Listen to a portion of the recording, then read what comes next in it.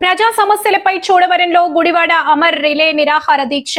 డిఎస్సిపై CBI విచారణతో పాటు 6,000 కోట్ల విద్యా దీవెన, వసతి దీవెన బకాయిలు విడుదల, గోవాడ షుగర్ ఫ్యాక్టరీ రైతులు, కార్మికులకు న్యాయం చేయాలని డిమాండ్.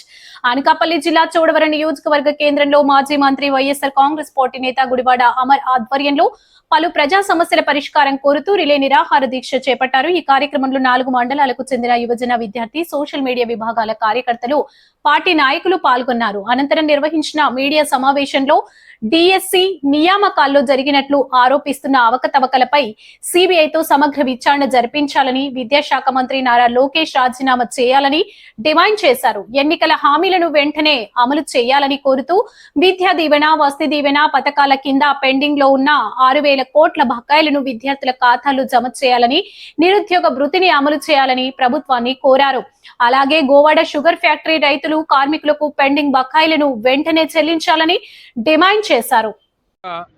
ఆధ్వర్యంలో రిలే నిరాహార దీక్షలు 4 రోజుల పాటు నిర్వహించాలని చెప్పి నిర్ణయం తీసుకోవడం, అందులో భాగంగా ఈరోజు చోడవరం నియోజకవర్గంలో కూడా చోడవరం హెడ్ క్వార్టర్లో రిలే నిరాహార దీక్షలు ప్రారంభించాం.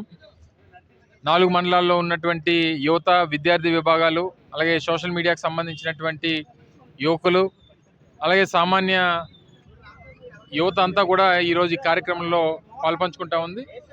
దీనికి ముఖ్య కారణం గడిచినటువంటి డిఎస్సి పరీక్షలో జరిగినటువంటి అవకతవకల మీద సిబిఐ ఎంక్వైరీ జరగాలని, అలాగే చేసినటువంటి తప్పులకి ఈ రాష్ట్ర విద్యాశాఖ మంత్రి లోకేష్ రాజీనామా చేయాలని, దాంతోపాటు ఫీజు రీయింబర్స్మెంట్ బకాయిలు చెల్లించాలని, అలాగే నిరుద్యోగ భృతి 3,000 రూపాయలు ఇస్తామన్నటువంటి ఎన్నికల హామీ ఏదైతే ఉందో దాన్ని తక్షణమే నెరవేర్చాలని చెప్పి, అమలు చేయాలని చెప్పి డిమాండ్ చేస్తూ ఈరోజు రిలే నిరాహార దీక్షలు చేపట్టడం జరిగింది. సో దీంట్లో రాష్ట్ర వ్యాప్తంగా అన్ని ప్రాంతాల్లో కూడా యువత అంతా కూడా పాల్గొంటూ ఉన్నారు. గతంలో జిల్లా కలెక్టర్లకి రిప్రజెంటేషన్ ఇచ్చాం, జిల్లా స్థాయిలో ర్యాలీలు నిర్వహించాం.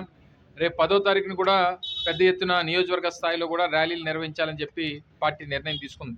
సో దయచేసి నేను కోరేది ఏంటంటే, రాష్ట్రంలో ఉన్నటువంటి యువత అంతా కూడా గతంలో జంతర్ మంతర్ దగ్గర జరిగినటువంటి పోరాటం ఏ రకమైనటువంటి సఫలీకృతం అయిందో, వారి డిమాండ్ ఏవైతే ఉందో ఆ డిమాండ్కి అనుగుణంగా కేంద్రంలో ఉన్నటువంటి విద్యాశాఖ మంత్రి రాజీనామా చేసినటువంటి సందర్భాలు చూసాం.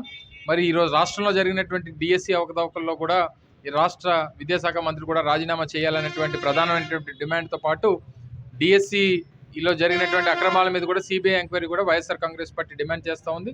ఈరోజు దానికి మద్దతుగా ఈరోజు అనేక మంది యువత ఈరోజు ఈ కార్యక్రమంలో పాల్గొని వారి నిరసన తెలియజేస్తూ ఈ రిలే నిరాహార దీక్షలో పాల్గొనడం జరిగింది. వారందరికీ కూడా హృదయపూర్వకంగా ధన్యవాదాలు తెలియజేసుకుంటాం. Thank you.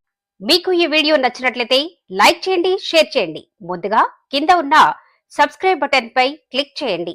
ఎల్లప్పుడూ అప్డేట్ సమాచారాన్ని పొందండి.